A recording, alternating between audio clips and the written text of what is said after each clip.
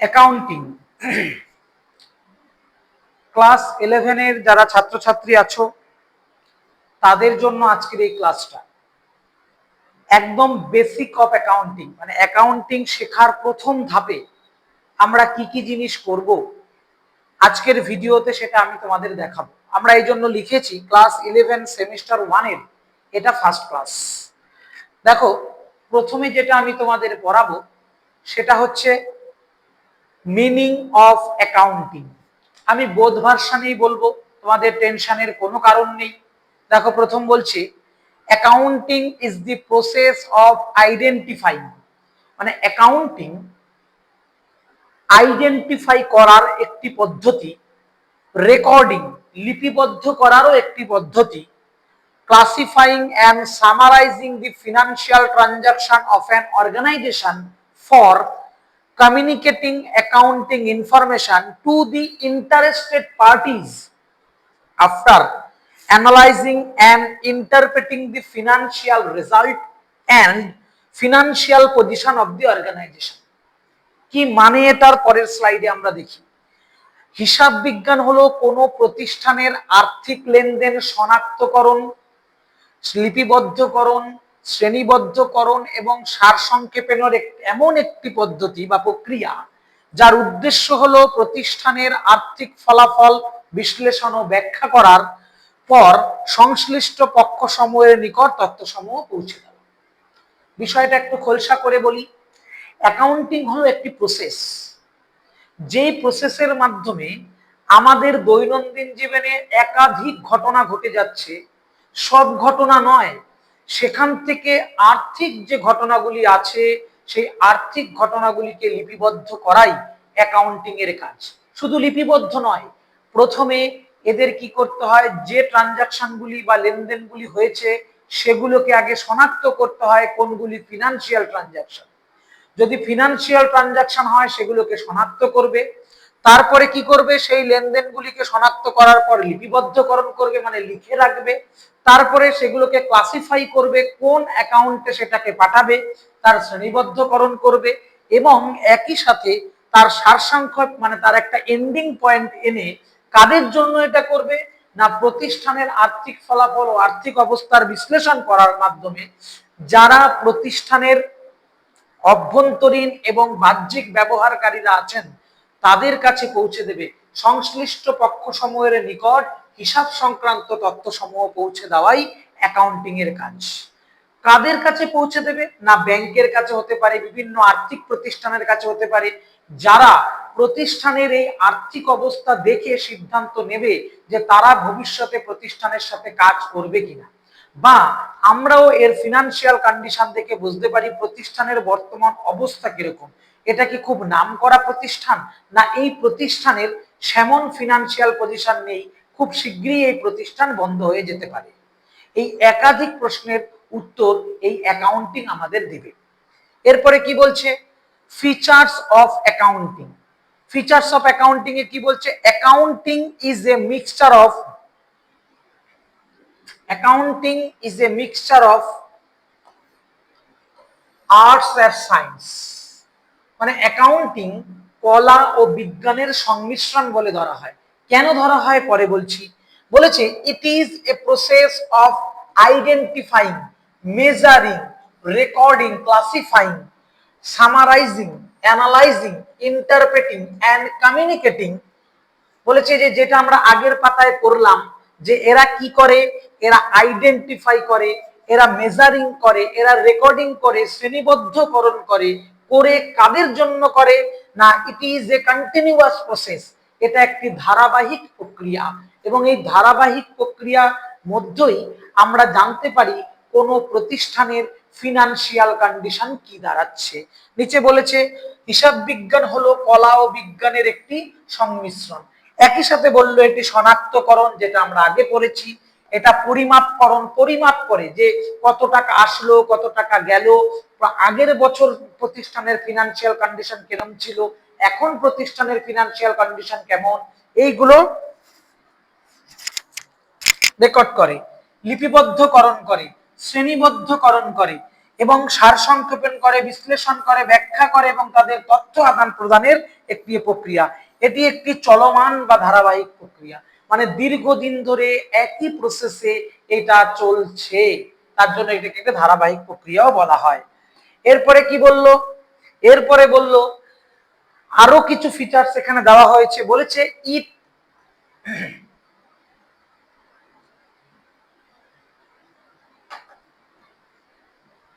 বলেছে কি, it is viewed as an information system. এটি একটি তথ্য ব্যবস্থা বা ইনফরমেশন সিস্টেম হিসেবে গণ্য করা হয়। কেন? কারণ ওই ফিনান্সিয়াল কন্ডিশনের যে কাগজ বা রিপোর্ট, সেই রিপোর্ট থেকে তথ্য জানা যায় যে ফিনান্সিয়াল কন্ডিশন ওই কোম্পানির কিরকম বা ওই প্রতিষ্ঠানের কিরকম, যা থেকে বাইরের পক্ষ বা ভিতরের পক্ষ যারা এই তথ্য ব্যবহারকারী যাদেরকে বলা হয়, তারা সিদ্ধান্ত নিতে পারবেন যে কিভাবে এই প্রতিষ্ঠানটাকে চালাবো। এরপরে কি বললো, it is viewed as a language of business. এটাকে ব্যবসায়ের একটা ভাষা হিসাবেও বলা হয়। ব্যবসায়ের ভাষা কি, মানে যেমন ধরো তুমি কোনো সাইকেল বা গাড়ি করে যাচ্ছ, তোমার পিছনে আরেকটা গাড়ি হর্ন দিচ্ছে, সেই হর্নের ভাষাটা এটা যে তোমাকে সাইড দিতে বলা হচ্ছে। সেরকম ফিনান্সিয়াল কন্ডিশন অফ এ কোম্পানির যে রিপোর্ট, সেই রিপোর্টটা হচ্ছে ওর ব্যবসায়িক ভাষা, যার দ্বারা আমরা বুঝতে পারি প্রতিষ্ঠানের আর্থিক অবস্থা কোন জায়গায় গিয়ে পৌঁছেছে। এরপরে বলেছে it is means to an end and not an end in itself. বলেছে এটি কোনো স্বয়ং সম্পূর্ণ লক্ষ্য নয়, বরং এটি লক্ষ্য অর্জনের একটি মাধ্যম। মানে আমার ভবিষ্যতে কি লক্ষ্য, প্রতিষ্ঠানটাকে আরো বড় আকারে পৌঁছাবো, না প্রতিষ্ঠান বন্ধ করে দেব, না একাধিক ব্যবসার চালু করব, এই সমস্ত প্রসেসগুলো কিভাবে জানতে পারবো, আমরা ফিনান্সিয়াল কন্ডিশনের মাধ্যমে জানতে পারবো। বলেছে it is an input output process. এটি একটি ইনপুট আউটপুট প্রক্রিয়া। মানে ইনপুট আউটপুট মানে এখানে একটা টাকা আসে, একটা টাকা যায়, কখনো মাল বিক্রি হয়, কখনো মাল কেনা হয়, তার মানে এটা ইনপুট আউটপুটের একটা প্রসেস। তারপরে ধরো এরপরে কি বলছে, এরপরে বলছে যে অবজেক্টিভ অফ অ্যাকাউন্টিং।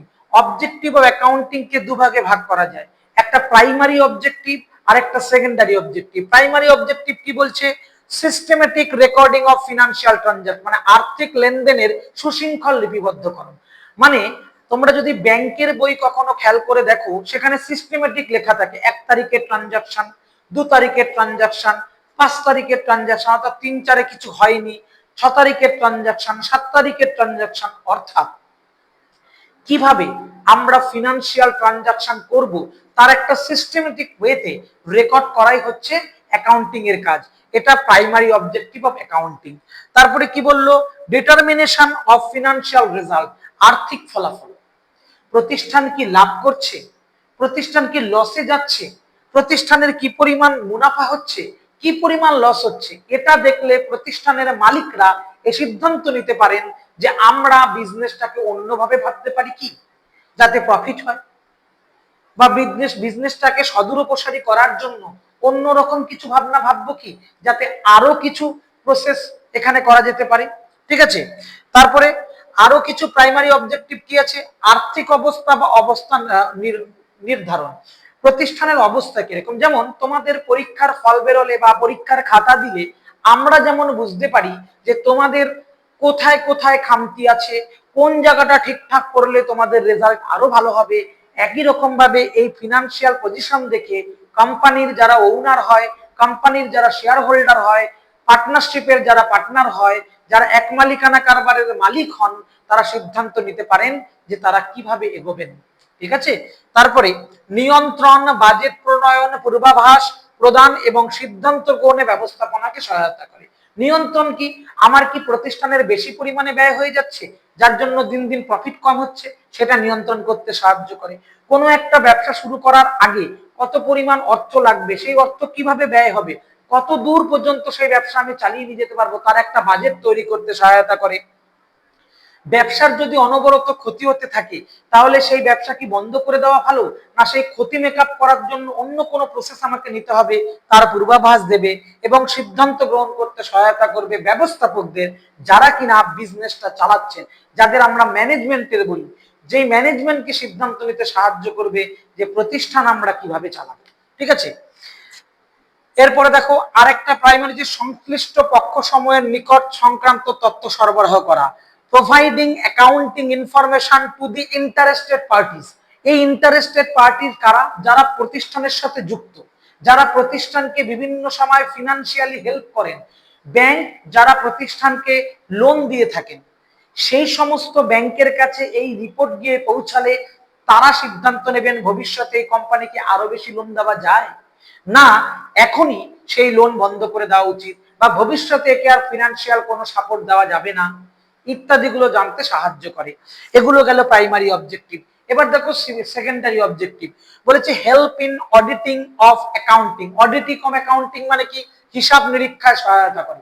মানে তোমরা যেমন পরীক্ষা দাও, সেই পরীক্ষার খাতা কোনো স্যার বা ম্যাডাম চেক করেন, তোমাদের কোথায় ভুল হচ্ছে, কি ভুল হচ্ছে সেটা রেকটিফাই করার জন্য এটা চেক করেন।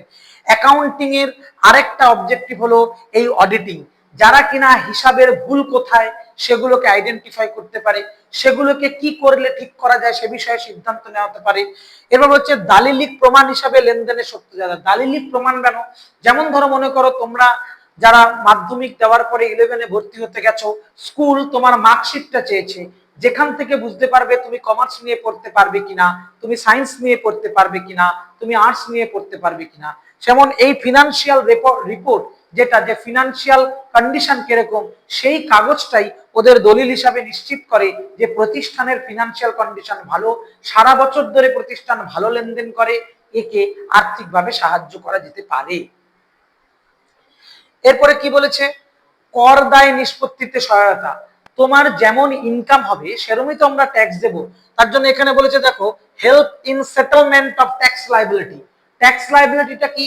তুমি যা ইনকাম করো, কোনো প্রতিষ্ঠান যা ইনকাম করে তার একটা পার্সেন্টেজ সরকারকে ট্যাক্স হিসেবে দিতে হয়। তুমি যা প্রফিট দেখাবে, যা ইনকাম দেখাবে, তার উপরেই তো ট্যাক্স তৈরি হবে। যদি তুমি ভুলভাল হিসাব দেখাও তাহলে ভুলভাল ট্যাক্স লাইবিলিটি তৈরি হবে, সেটা ঠিক করে। আইন বা বিধিবদ্ধ প্রয়োজনীয়তা পূরণ করে। আইন বা ফুলফিলমেন্ট অফ লিগাল রিকোয়ারমেন্ট। আইনগত কেন? যে ডকুমেন্ট গুলো আমি ব্যাংকে সাবমিট করব, যে দেখো ডকুমেন্ট গুলো আমি কোনো ফিনান্সিয়াল ইনস্টিটিউটকে সাপ্লাই করব, যে ডকুমেন্ট গুলো আমি শেয়ার হোল্ডারদের দেব, একটা ক্লাসে আমরা শেয়ার সম্বন্ধে আলোচনা করব, সেই শেয়ার হোল্ডারদের দেব, তাদের ক্ষেত্রে কি কি প্রয়োজনীয় নথি সেটা দেওয়া যেতে পারে। মূলধন সংরক্ষণ বা রক্ষণাবেক্ষণ করা। আমি যদি দেখি যে ক্যাপিটাল নিয়ে আমি, যে মূলধন বা ক্যাপিটাল বা পুঁজি নিয়ে আমি ব্যবসা শুরু করেছিলাম, তার কন্ডিশন কি, তাকে কি রক্ষণাবেক্ষণ করা যাচ্ছে, না নতুন করে আমাকে ভাবতে হচ্ছে যে কি করে বিজনেস চালাবো। সেই মূলধনটাকে সরিয়ে রেখে প্রফিটের টাকা দিয়ে নতুন করে বিজনেসের ভাবনা যদি আমরা ভাবতে পারি, তার জন্য আমাদের অ্যাকাউন্টিং এর প্রয়োজন। এখানে বলেছে অবজেক্টিভ অফ অ্যাকাউন্টিং এর কিছু কিছু জায়গা শনাক্ত করে দিয়েছে, সেটা আমাদের আগেও লিস্টে বলেছি। যেমন বলেছে দেখো আর্থিক লেনদেন ও ঘটনা সমূহকে শনাক্ত করা, এটা আমরা প্রথমেই জেনেছি। তারপরে বলেছে যে শনাক্তকৃত লেনদেন ও ঘটনা সমূহকে অর্থের মাপকাঠিতে পরিমাপ করা, কোনটা কোন অর্থ তৈরি করেছে, কোনটা বেশি টাকার কোনটা কম টাকার, সেগুলিকে আলাদা আলাদা করা। খুব কম টাকাগুলোকে খুচরা হিসেবে দেখাই, যেগুলো বড় টাকার সেগুলো বড় অ্যাকাউন্টে দেখাই, ইত্যাদিগুলো। এরপরে বলেছে কি আর্থিক লেনদেন ও ঘটনা সমূহকে জাবেদায় বা জার্নাল লিপিবদ্ধ করা। এরপরে আমরা শিখবো হাউ টু মেক জার্নাল, কিভাবে জার্নাল করে, তার একটা প্রসেস আছে। জার্নালে কিভাবে রেকর্ড করে, যেমন আমরা কোনো কিছু পরীক্ষার খাতায় রেকর্ড করি, খাতায় লিখে রাখি, সেরকম অ্যাকাউন্টিংও যে জায়গায় লিখে রাখা হয় তাকে জার্নাল বলা হয়। তারপরে কি বললো, নেক্সট পেজে বললো লিপিবদ্ধকৃত লেনদেন ও ঘটনা সমূহকে খতিয়ান হিসাবে শ্রেণীবদ্ধ করা। খতিয়ান হচ্ছে ঠিক তার পরের স্টেপ, জার্নালের পরের স্টেপ, যাদের আমরা লেজার বলি। দেখো লেজার অ্যাকাউন্ট, এগুলো আমরা শিখবো কিভাবে লেজার করতে হয়, কিভাবে জার্নাল করতে হয়। আপাতত জেনে রাখলাম যেগুলোকে লেজারে পাঠাতে হয়।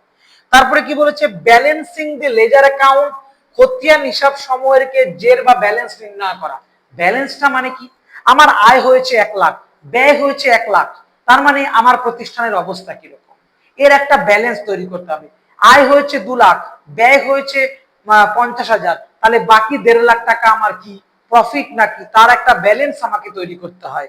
তারপরে বলেছে সেই ব্যালেন্সটার নাম বলা হয়েছে কি, সেই ব্যালেন্সটাকে বলা হয় ট্রায়াল ব্যালেন্স। কি বলেছে সেই ব্যালেন্সটাকে, তাকে বলা হয় ট্রায়াল ব্যালেন্স। এই ট্রায়াল ব্যালেন্স কি করে করব সেটা আমরা পরে শিখব। তারপরে কি আছে, তারপরে ধরো বলেছে আর্থিক বিবরণীর আকারে লেনদেনগুলি সংক্ষেপে প্রস্তুত করা। মানে কিভাবে এগুলোকে প্রস্তুত করতে হয়, কিভাবে সংক্ষেপে লিখে রাখতে হয়। আমরা সারাদিনে অনলাইনে অনেক ট্রানজাকশন করি, অনেককে পেমেন্ট করি, অনেকের কাছ থেকে টাকা রিসিভ করি, কিন্তু যখন তোমরা ব্যাংকের পাসবুকটা আপডেট করবে সেখানে লেখা থাকে না যে ব্লিঙ্কিটকে পেমেন্ট করা হয়েছে, ইলেকট্রিসিটি বিল পেমেন্ট করা হয়েছে, ওয়াইফাই এর বিল পেমেন্ট করা হয়েছে। ওখানে সংক্ষেপে একটা অ্যাকাউন্ট নাম্বারে দেখা যাচ্ছে যে এখানে পেইড হয়েছে, এইখানে ডেবিট হয়েছে, এই সমস্ত বিষয় ওখানে উল্লেখ করা থাকে। এগুলোকে বলা হয় সংক্ষেপে। বলছে আর্থিক ফলাফল, অর্থাৎ হয় প্রফিট নয় লাভ। এই জন্য বলেছে কি determining the financial result, that is profit and loss. এটা কি প্রফিট হবে না লস হবে সে বিষয়ে আমাদের এখানে তুলনা করে দেওয়া হবে সেখান থেকে। এরপরে কি বলেছে আর্থিক অবস্থা বা আর্থিক অবস্থান, অর্থাৎ সম্পদ ও দায়ের অবস্থা। প্রথম দিনই তোমরা মনে রাখবে আমাদের অ্যাকাউন্টসের একটা গুরুত্বপূর্ণ পার্ট হচ্ছে অ্যাসেট আর লায়াবিলিটি। মনে রাখবে অ্যাসেট আর লায়াবিলিটি দুটো যদি সমান না থাকে তাহলেই প্রতিষ্ঠানের অবস্থা গেল। প্রতিষ্ঠানকে যদি দীর্ঘমেয়াদী সূত্রে বইয়ে নেওয়া যায় তার জন্য মনে রাখতে হবে অ্যাসেট আর লায়াবিলিটি যাতে সমান থাকে। তারপর কি বলছে আর্থিক ফলাফল ও আর্থিক বিশ্লেষণ, সেটা আমরা আগেই পড়েছি। আর্থিক ফলাফল আর্থিক অবস্থান ব্যাখ্যা করা, মানে অন্যের কাছে জাহির করা যে কেন আমার আর্থিক কন্ডিশন এরকম, কেন আমার আর্থিক ফলাফল এই জায়গায় দাঁড়িয়েছে, তার বিশ্লেষণ বা ব্যাখ্যা করে দেওয়া। বলেছে কি সংশ্লিষ্ট পক্ষ সময়ের নিকট হিসাব সংক্রান্ত তথ্য বই, আবার এটা আগেও আমরা পড়েছি কাদের কাদের কাছে আমরা হিসাব পৌঁছে দেব। তারপরে ব্যবস্থাপকীয় সিদ্ধান্ত গ্রহণের জন্য আর্থিক তথ্য সরবরাহ করা, আগেই পড়েছি। হিসাব নিরীক্ষার প্রয়োজনে আর্থিক তথ্য সরবরাহ করা, সেটাও পড়েছি। দালিলিক প্রমাণ হিসাবে এগুলো সুন্দর করে সাজিয়ে দেওয়া আছে, এগুলো আমরা আগেই পড়ে নিয়েছি। এরপরে কি বলেছে আইনি কর্তৃপক্ষের পড়েছি মূলধন অনুক্ষণ রাখা, যেটাকে আমরা আগে বললাম মূলধনের সংরক্ষণ করা। ব্যয়ের ওপর নিয়ন্ত্রণ বজায় রাখা, ব্যয়ের ওপর নিয়ন্ত্রণ কি, আমি যদি ফিনান্সিয়াল কন্ডিশন থেকে সবটুকু ক্লিয়ার করতে পারি আমরা বুঝে যাব যে কিভাবে ব্যয়টাকে নিয়ন্ত্রণ করব, কোন কোন ক্ষেত্রে ব্যয় না করলেও আমার চলতো সেগুলোকে আটকানো সম্ভব হয়। এবার হচ্ছে এই যে রেকটিফাইং এরর অ্যান্ড অমিশন, ত্রুটি ও বিচ্যুতি সংশোধন করা। মানে হতেই তো পারে, আমরা তো প্রত্যেকেই মানুষ, অ্যাকাউন্টিং এন্ট্রি করতে গিয়ে ভুল হতে পারে না, হিসাব রাখতে গিয়ে ভুল হতে পারে না, তাহলে কি পুরো পেজটা ধরে কেটে দেব না। অ্যাকাউন্টিং আমাদের একটা প্রসেস শেখাবে, তোমাদের আছে সেই চ্যাপ্টারটা রেকটিফিকেশন অফ এরর্স, মানে ভুল কিভাবে সংশোধন করব। তবে এক্ষেত্রে একটা কথা বলে রাখি, ভুল তারাই সংশোধন করতে পারে যারা সঠিকটা জানে, সঠিক না জানলে সে ভুল কখনোই সংশোধন করতে পারবে না। সেই ভুল সংশোধনের প্রসেস আমরা এখানে জানবো। ভুল সংশোধন না করতে পারলে আমরা বুঝতেই পারবো না যে কোথায় কি গন্ডগোল হয়েছে। গ্রাহকদের নিকট থেকে প্রাপ্য এবং সরবরাহকারীদের নিকট প্রদেয় অর্থের পরিমাপ নির্ধারণ করা, অর্থাৎ determining the amount due from the customer and due to supplier. এই অবস্থা থেকে এই ফিনান্সিয়াল যে রিপোর্ট, সেই রিপোর্ট থেকে আমরা জানতে পারবো কাদের কাছে আমরা টাকা পাই, যাদেরকে আমরা ডেটর্স বলবো মানে কাস্টমার বলবো, আর কারা আমাদের কাছে টাকা পায়, অর্থাৎ যারা আমাকে প্রোডাক্ট সাপ্লাই করেছে সেই সাপ্লায়াররা কত টাকা পায় সেটা আমরা জানবো। আর কাস্টমার কারা, যাদেরকে আমরা মাল বিক্রি করছি তাদের থেকে আমরা কত টাকা পাই, যে ডিউ বলে লেখা আছে সেটা আমরা জানতে পারবো। এরপরে কি বললো দেখো অ্যাডভান্টেজ অফ অ্যাকাউন্টিং, অ্যাকাউন্টিং থেকে আমরা কি কি সুবিধা পাবো। প্রথম সুবিধা হচ্ছে কাদের, ট্রেডারদের, মানে যারা বিজনেস বা ব্যবসায়িক লোক। রিপ্লেসমেন্ট অফ মানি, টাকার পরিবর্তন বুঝতে পারবে। প্রোভাইডিং ফিনান্সিয়াল ইনফরমেশন, মানে আর্থিক যে অবস্থা, আর্থিক তথ্য সেগুলো জানতে পারবো। ডিটারমিনেশন অফ ফিনান্সিয়াল রেজাল্ট, আর্থিক ফলাফল জানতে পারবো। ডিটারমিনেশন অফ ফিনান্সিয়াল পজিশন, আর্থিক অবস্থা জানতে পারবো। হেল্প ইন অ্যাসেসিং ট্যাক্স, আগেই বললাম ট্যাক্স ক্যালকুলেটর সহায়তা করবে। দেখো বলেছে স্মৃতির বিকল্প হিসাবে কাজ করে, যেটা সুবিধা হচ্ছে ব্যবসায়ীদের কাছ থেকে কি সুবিধা পাওয়া যায়, আর্থিক তথ্য সরবরাহ, আর্থিক ফলাফল নির্ণয়, আর্থিক অবস্থা নির্ণয়, কর নিরূপণের সহায়তা, এই প্রত্যেকটাই আমরা আগে পড়েছি। এরপরে কি বললো আরো কিছু আছে, হেল্প ইন কম্পারেটিভ স্টাডি, মানে তুলনামূলক তুলনা করতে সাহায্য করে, গত বছরে এই প্রফিট ছিল, এবছর এরকম প্রফিট হলো কেন, তার তুলনা করতে পারবো। হেল্প ইন সেটলিং ডিসপুট, কোথায় কোথায় ভুল হচ্ছে সেগুলোকে সেটেল করতে পারবো। হেল্প ইন টেকিং লোন, প্রথমেই বললাম যে লোন নেওয়ার ক্ষেত্রে কিন্তু তোমার ফিনান্সিয়াল জায়গাটা পৌঁছে যাবে, সেখানে তুমি বুঝতে পারবে তোমার কোথায় লোন পাবে না পাবে। Help in deciding the selling price of the business, এই ফিনান্সিয়াল কন্ডিশনে বা ফিনান্সিয়াল রিপোর্টের একটা সুবিধা হচ্ছে এটা বিজনেসম্যানদের ক্ষেত্রে, তারা প্রোডাক্টের দাম ঠিক করতে পারে, কি কি খরচা হয়েছে তার উপর প্রফিট যোগ করে ঠিক করতে পারে কত দামে প্রোডাক্টটা বিক্রি করতে পারবো। তারপরে কি বলেছে, help in taking financial assistance, মানে আমরা আর্থিক সহায়তা পেতে পারি কোথায় কোথায় ভুল হচ্ছে সেগুলো জানার জন্য। তাকে বলেছে তুলনামূলক অধ্যয়নের সহায়তা, বিরোধী নিষ্পত্তিতে সহায়তা, ঋণ গ্রহণের সহায়তা, যেগুলো আমরা আগের লাইনে পড়লাম, ব্যবসায়ের বিক্রয় মূল্য নির্ধারণের সহায়তা, লাস্টে আর্থিক সহায়তা গ্রহণের সহায়তা, মানে আর্থিক যে সহায়তা পাবো সেক্ষেত্রে সহায়তা কি, হেল্পটা পেয়ে যাবো কারণ আমার কাছে ডকুমেন্ট সব আছে। অ্যাডভান্টেজ ইন ম্যানেজমেন্ট, ব্যবস্থাপনা বা ব্যবস্থাপক যাদের আছে তাদের ক্ষেত্রে কি সুবিধা। হেল্প ইন ডিসিশন মেকিং, তারা সিদ্ধান্ত নিতে সাহায্য করে, আমার বিজনেসের ফিনান্সিয়াল অবস্থা এরকম, আমাকে যদি বিজনেসটাকে চালিয়ে যেতে হয় তাহলে কি কি সিদ্ধান্ত নিতে হবে। Help in planning and forecasting, কি কি পরিকল্পনা করব এবং সেটাকে কিভাবে বাস্তবায়িত করব সেটা সাহায্য করে। Help in preparation of budget, budget তৈরিতে সাহায্য করে। হেল্প ইন কস্ট কন্ট্রোল, ব্যয় নিয়ন্ত্রণে সাহায্য করে। এটাই এখানে বাংলায় লেখা আছে, পরিকল্পনা পূর্বাভাস, বাজেট প্রণয়ন, এগুলো প্রত্যেকটাই কিন্তু একদম প্রথম দিকে অবজেক্টিভ হিসেবে আমরা পড়েছি, ফিচার্স হিসেবে আমরা পড়েছি, এখানেও আমরা সেগুলো অ্যাডভান্টেজ হিসেবেও আছে। অ্যাডভান্টেজ টু ইনভেস্টর, বিনিয়োগকারী, কারা ব্যবসায় টাকা বিনিয়োগ করবে, মালিক একার পক্ষে এত বড় বিজনেস চালাতে গেলে পর্যাপ্ত ক্যাপিটাল তার কাছে নাই থাকতে পারে, তখন বাইরের আউটসাইডাররা মালিককে টাকা ইনভেস্ট করবে, বিনিয়োগ করবে, সেই বিনিয়োগকারীদের ক্ষেত্রে কি সুবিধা পাওয়া যায়, help in taking investment decision, তারা তো তাদেরকেই, যেমন ধরো তোমাদের রেজাল্ট দেখেই তো স্কুল ভর্তি নেবে যে তোমাদের রেজাল্টের খবর কিরকম, সেরকম ইনভেস্টররাও দেখবে এই কোম্পানি থেকে ইনভেস্ট করতে পারবো, আমরা টাটা কোম্পানি, রিলায়েন্স কোম্পানিতে ইজিলি ইনভেস্ট করতে চাইবো, কারণ এদের মার্কেটে একটা সুনাম আছে, এরা মার্কেটে প্রচুর প্রফিটেবল একটা কোম্পানি, কিন্তু হট করে আননোন কোনো কোম্পানিতে আমরা ইনভেস্ট করতে চাইবো না, তার কারণ তাদের ফিনান্সিয়াল কন্ডিশন কেন আমরা খুব একটা জানি না। এরপরে বলেছে কি, help in verification of accuracy of investment, ইনভেস্টমেন্টের কোথায় কতটা প্রয়োজন সেটা আমাদের জানতে সাহায্য করবে। দেখো, বিনিয়োগ নির্ভুলতা যাতায়াতে সহায়তা, বিনিয়োগ করার সময় আমরা যাতে কোনো ভুল পথে চালিত না হই, ঠিকঠাক পথে যাতে আমরা বিনিয়োগ করতে পারি সে বিষয়ে সহায়তা করবে এই অ্যাডভান্টেজ অফ অ্যাকাউন্টিং বিনিয়োগকারীদের। এরপরে কি বলেছে, গভর্নমেন্ট, সরকারকে কিভাবে সাহায্য করে, বলেছে help in assessment of tax, tax তো সরকার নেবে, তুমি কোম্পানির যা ইনকাম দেখাবে তার উপরে সরকার ট্যাক্স নেবে, কিন্তু মনে রাখবে আমরা আগেই বলেছি এর কিন্তু অডিটিং বা নিরীক্ষা হয়, যদি তুমি ভুলভাল ট্রানজাকশন লেখো, মিথ্যা কোনো ট্রানজাকশন লেখো, ওটা কিন্তু পরে ধরা পড়বে, তারপরে কিন্তু তোমার এই ট্যাক্সের পেনাল্টি তোমাকে দিতে হবে। তারপরে কি বললো, নলেজ অফ ইন্ডাস্ট্রিয়াল ডেভেলপমেন্ট, সরকারকে এই সুবিধা দিতে পারে যে এই ইন্ডাস্ট্রিকে ডেভেলপ করতে গেলে তাদের কি কি কোন রকম সুবিধা দিতে হবে সেটা।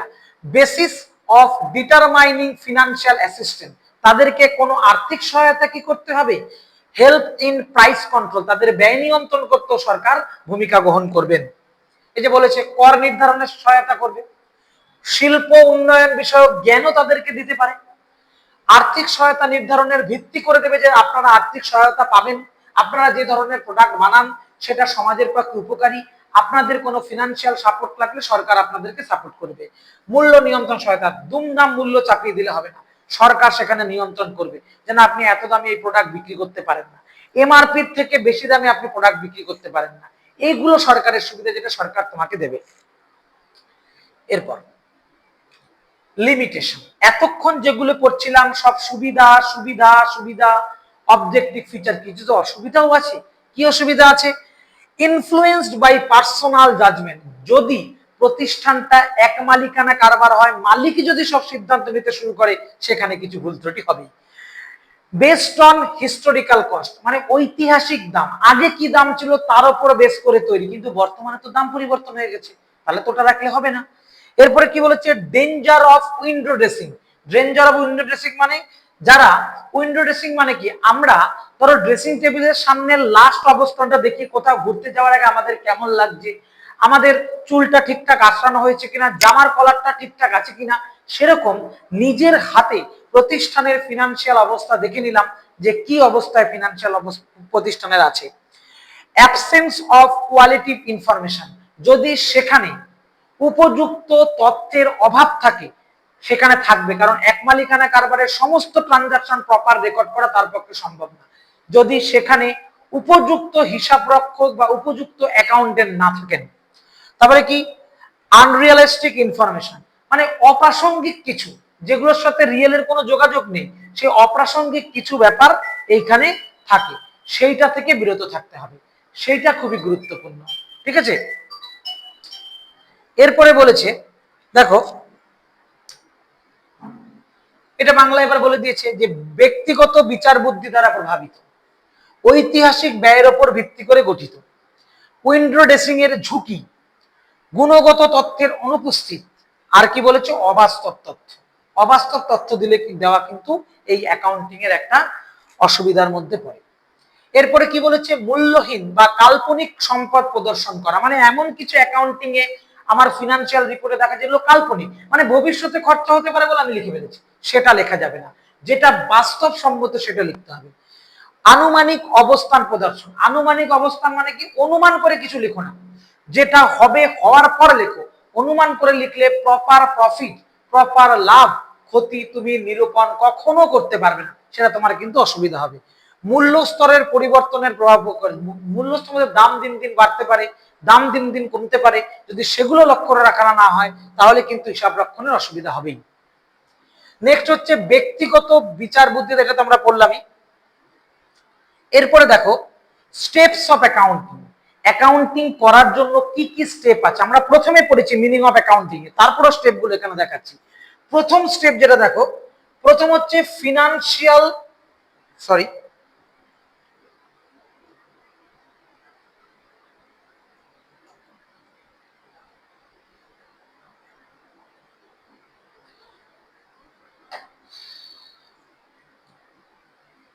প্রথম হচ্ছে financial transaction and event are identified, আর্থিক ঘটনা এবং লেনদেনগুলিকে শনাক্ত করব।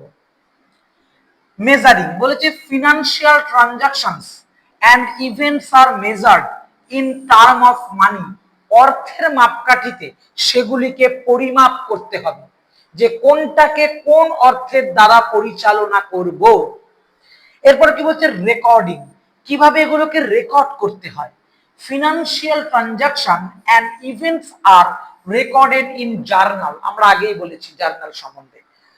তারপর কি বললো, তারপর বলল ক্লাসিফাইং ট্রানজাকশন,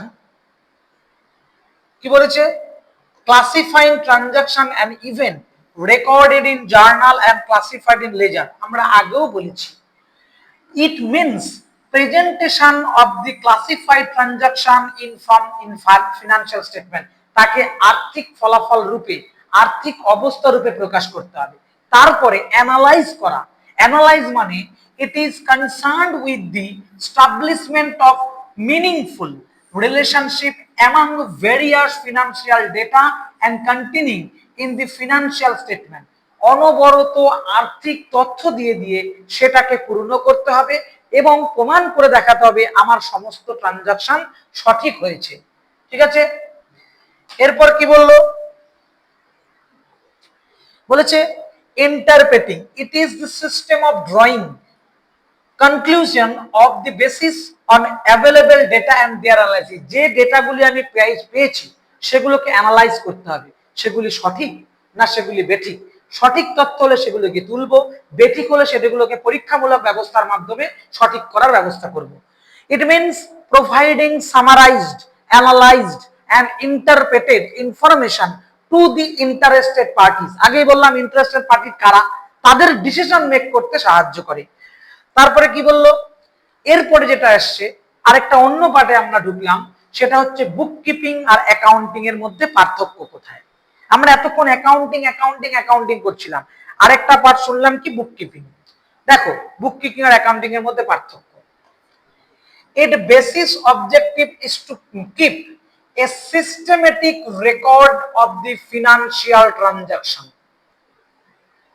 এটা সিস্টেমেটিক একটা ফিনান্সিয়াল ট্রানজাকশন রেকর্ড করে, আর এটার basic objective to prepare financial statement. ও ট্রানজাকশন রেকর্ড করে আর সেটাকে স্টেটমেন্ট আকারে অ্যাকাউন্টিং ইনফরমেশনে পরিণত করে অ্যাকাউন্টিং।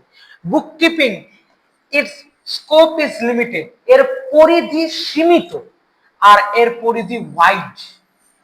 এ তো শুধুমাত্র রেকর্ড করে, ও তো অ্যানালাইজ করতে পারে না, ওগুলো অ্যানালাইজ করে স্টেটমেন্ট তৈরি করে, তাই এটা ওয়াইড, এটা limited. It is primary stage of accounting, অ্যাকাউন্টেরই প্রথম ধাপ হচ্ছে বুককিপিং। প্রথমে বুককিপিং করতে হবে, তারপর অ্যাকাউন্টিং আসতে হবে। এখানে বললো it start where bookkeeping is end, bookkeeping complete হয়ে যাবার পর সেটাকে বলা যেতে পারে, অনেক সময় প্রেস কনফারেন্স চলছে, নেতারা কিছু বলছেন, একজন কাগজে ফরওয়ার্ড করে লিখছে, দ্যাট ইজ বুককিপিং। এবার এটা প্রেসের ওখানে গিয়ে সেটাকে সাজিয়ে লেখা, বা ধরো তোমরা আমরা অনেক সময় কিছু ডিকটেট করছি, তোমরা ফটাফট লিখছো, দ্যাট ইজ বুককিপিং। এবার বাড়িতে গিয়ে ওটাকে ফেয়ার খাতায় তোলা, স্কুলের একটা রাফ খাতা, সেখানে সব সাবজেক্ট একবারে লিখে ফেলেছো, বাড়িতে গিয়ে আলাদা আলাদা খাতায় তোলা, ওটা অ্যাকাউন্টিং। আর যেটা একদম রাফ খাতায় সব লেখা, দ্যাট ইজ বুককিপিং। তারপরে কি বললো, ইট does not require any special skill, এর জন্য কোনো স্পেশাল স্কিলের প্রয়োজন হয় না, লেখার কাজ শুধু লিখে যাচ্ছে। স্পেশাল স্কিল প্রয়োজন এইখানে, স্পেশাল স্কিল আর এবিলিটি না থাকলে তুমি অ্যাকাউন্টিং করতে পারবে না। লোকেরটা শুনে শুনে খাতায় লিখে রাখা সোজা, কিন্তু সেটা পরে বুঝিয়ে বলা নট ইজি, তার জন্য স্কিল এবং এবিলিটির প্রয়োজন আছে। এরপরে কি বললো, it work is routine and clerical in nature, এটা ওই মানে কি ক্লারিক্যালের একটা কাজ। Its work is analytical and dynamic in the nature. আমি একটা ভিডিও রেকর্ড করছি ইউটিউবে, আমি পরে ফোন করছি। হ্যাঁ হ্যাঁ হলো, তা এই ডাইনামিক নেচার বোঝা গেল। এবারে দেখ আরো কিছু কি আছে, দেখ এরপরে বললো work is perform by junior staff known as bookkeeper. Junior মানে যারা সদ্য শিখেছে তাদেরকে দিয়ে বুককিপিং এর কাজ করানো যায়, যাদেরকে আমরা বুককিপার বলি।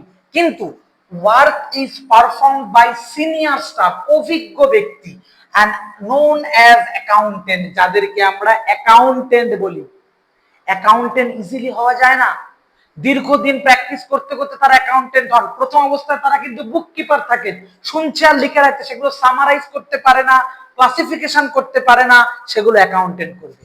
এরপরে কি বললো, ইট does not depend on accounting, এরা অ্যাকাউন্টিং এর উপর ডিপেন্ড, এদের রেকর্ড করার কাজ রেকর্ড করে, ডিপেন্ড করবে কেন?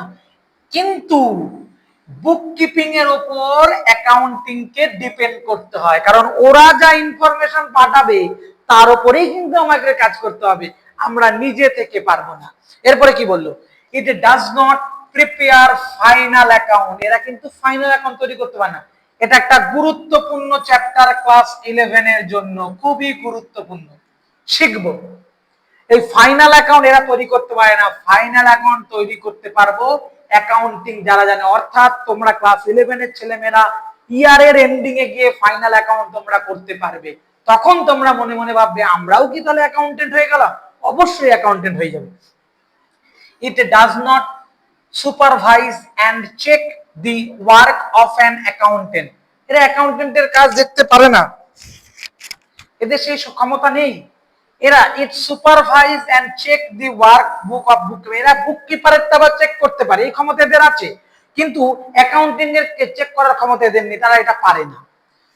ইট ends after preparation of trial balance, trial balance তৈরি হওয়ার পর বুককিপিং এর কাজ নেই, চলো ভাই তুমি বাড়ি চলে যাও। কিন্তু it's end after communicating accounting information, সমস্ত অ্যাকাউন্টিং ইনফরমেশন গুলোকে কমিউনিকেট করার পর এদের কাজ শেষ হয়, মানে সবার শেষে এদের কাজ শেষ হয়। তারপর কি বললো, তারপরে বললো এবার হচ্ছে দি অ্যাকাউন্টিং প্রসেস, কিভাবে অ্যাকাউন্টিং প্রসেস করে, আমরা আগেও বলেছি। দেখো input, economic event and transaction, সেখান থেকে অ্যাকাউন্টিং, রেকর্ডিং, ক্লাসিফিকেশন, সামারাইজিং, সেখান থেকে আউটপুট, অ্যাকাউন্টিং ইনফরমেশন। এইটা চলে যাবে পাবলিকের কাছে, এইটা চলে যাবে ব্যাংকের কাছে, এইটা চলে যাবে ফিনান্সিয়াল ইনস্টিটিউটের কাছে, যারা সিদ্ধান্ত নেবে কোম্পানিকে আমরা কিছু সাহায্য করব কিনা। এরপরে দেখো বলেছে types of accounting information. Accounting information কত টাইপ হয়? ইনকাম রিলেটেড ইনফরমেশন মানে আয় সম্পর্কিত ইনফরমেশন কি কি আছে? গ্রস প্রফিট, গ্রস লস, যেটা ট্রেডিং অ্যাকাউন্ট, ওই যে বললাম একটু আগে তোদের যে ফাইনাল অ্যাকাউন্ট তোরা শিখবি, তার একটা চ্যাপ্টার হচ্ছে ফাইনাল অ্যাকাউন্ট, একটা পার্ট হচ্ছে ট্রেডিং অ্যাকাউন্ট, তার একটা পার্ট হচ্ছে ফিনান্সিয়াল স্টেটমেন্ট। ট্রেডিং অ্যাকাউন্টের মাধ্যমে আমরা কি বের করব? গ্রস প্রফিট আর গ্রস লস। প্রফিট অ্যান্ড লসের মাধ্যমে আমরা কি বের করব? Operating profit, non operating profit, net profit. ঠিক আছে, এরপরে দেখ বলেছে কি financial position related information, state of various assets and liabilities. মনে থাকবে এটা ব্যালেন্স শিটে করব, অ্যাসেট আর লায়াবিলিটি কোম্পানির কি আছে সেটা তোমাকে জানাতে সাহায্য করবে, যেখান থেকে আমরা ব্যালেন্স শিট তৈরি করব। তারপরে কি বলেছে? প্রোডাকশন রিলেটেড ইনফরমেশন মানে প্রোডাকশন রিলেটেড কি কি প্রোডাকশনের বলেছে? র মেটেরিয়াল কনজিউমড, একটা প্রোডাক্ট উৎপাদন করতে কত পরিমাণে র মেটেরিয়াল লেগেছে তা জানতে পারবো। ডাইরেক্ট ওয়েজেস, মজুরি কত দিতে হয়েছে যারা ওই উৎপাদনের কাছে জড়িত ছিল তাদের। ডাইরেক্ট এক্সপেন্স, সরাসরি কিছু খরচা থাকে লেবেলিং করতে, প্রোডাক্টের নাম দিতে, তার খরচা। প্রাইম কস্ট, এইগুলো যোগ করলে যেটা তৈরি হয় সেটা হয় প্রাইম কস্ট, এটা ওয়ার্ক কস্ট। আমরা শিখবো, আমাদের সাবজেক্ট আছে কস্ট এন্ড ট্যাক্স, সেই কস্টের চ্যাপ্টার, ফার্স্ট চ্যাপ্টার দেখো এটাকে বলেছে কস্ট অ্যাকাউন্টিং। এরপরে বলেছে human resource related, human resource হচ্ছে মানব সম্পদ। বলেছে number of employee, wages and salary, কতজন এমপ্লয়ি আছে তাদেরকে কত ওয়েজেস দিতে হবে, কত স্যালারি দিতে হবে, এটাকে বলে হিউম্যান রিসোর্স ডিপার্টমেন্টের। ক্যাশ ফ্লো ফ্রম অপারেটিং, এগুলো এটা আমরা শিখবো, এই চ্যাপ্টারটা আমরা ক্লাস 12 এ শিখবো, এখন নয়, আর ডিটেইলস বললাম না এটা। এখানে বলেছে qualitive characteristics of accounting information, understandability, relevance, comparability, এইটা নেক্সট ক্লাসে আমরা আলোচনা করব। আজকের ক্লাস অবধি আমরা এই অবধি কমপ্লিট করলাম, আমরা টাইপস অফ অ্যাকাউন্টিং ইনফরমেশন শেষ করলাম। ধন্যবাদ, শুভরাত্রি।